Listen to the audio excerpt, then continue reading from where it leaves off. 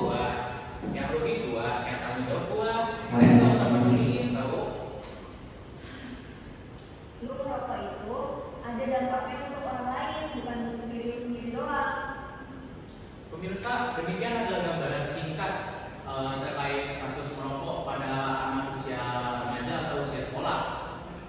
Sebelum kami mulai presentasi analisis ATH di hari ini, perkenalkan kami dari kelompok 4 kelas 11-6. Nama saya Rausyad dan Fikri Razi, absen 23. Saya akan membawakan analisis ancaman.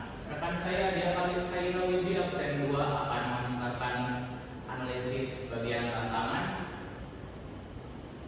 Alif Ayasira Sayuti akan absen 6, akan membawakan analisis hambatan. Dan Vinayal Faiza Putri, absen 29, akan mengantarkan analisis gangguan.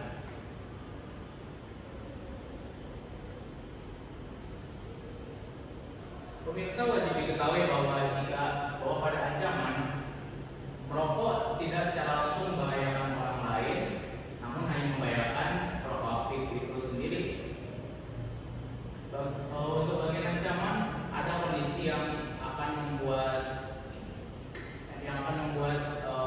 perokok ini termasuk dalam ancaman. Pertama, ketika muncul ketidaknyamanan dari pelajar lain yang tidak merokok.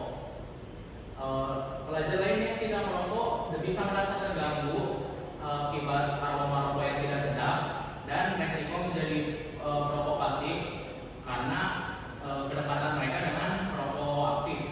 Kedua, ada kecanduan zat adiktif bagi perokok aktif karena nikotin yang dikonsumsi dalam rokok adalah zat adiktif, maka persentase kecanduan akan meningkat sangat drastis jika konsumsi rokok ini diteruskan dan tidak diberhentikan.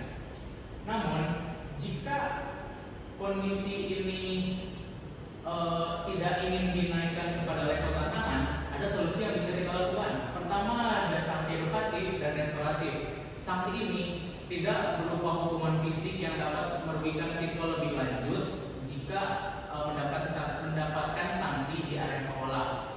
Sanksi edukatif contohnya adalah membuat poster untuk meningkatkan kewaspadaan terhadap rokok dan membuat kampanye bebas rokok di area sekolah. Kedua, gerakan guru tanpa rokok sebagai teladan. Gerakan ini akan terrealisasi secara sempurna apabila dengan catatan semua staf sekolah, guru, pelajar, dan staf yang terhubung dalam jaringan sekolah itu ikut berhenti merokok dan menjadikan teladan satu sama lain. Ketiga, ada optimalisasi layanan bimbingan konseling. Perlu diketahui alasan merokok beberapa siswa adalah karena stres yang berlebihan. Maka untuk mengeluarkan stres tersebut, alih-alih kepada rokok, lebih baik kita curhat saja kepada layanan bimbingan konseling. Oke, selanjutnya di sini saya akan menjelaskan mengenai tantangan ada di level 2. Jadi berdasarkan analisis kasus sebelumnya, merokok dan vape di kalangan remaja ini ada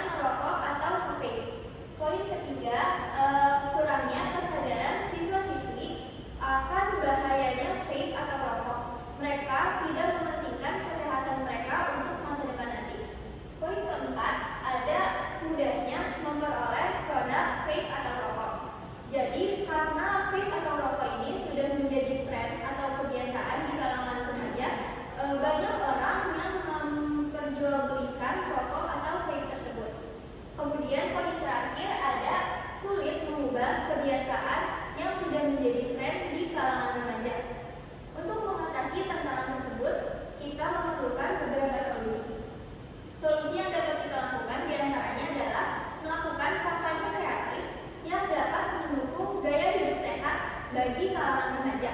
Poin kedua ada edukasi rutin di sekolah dengan metode yang menarik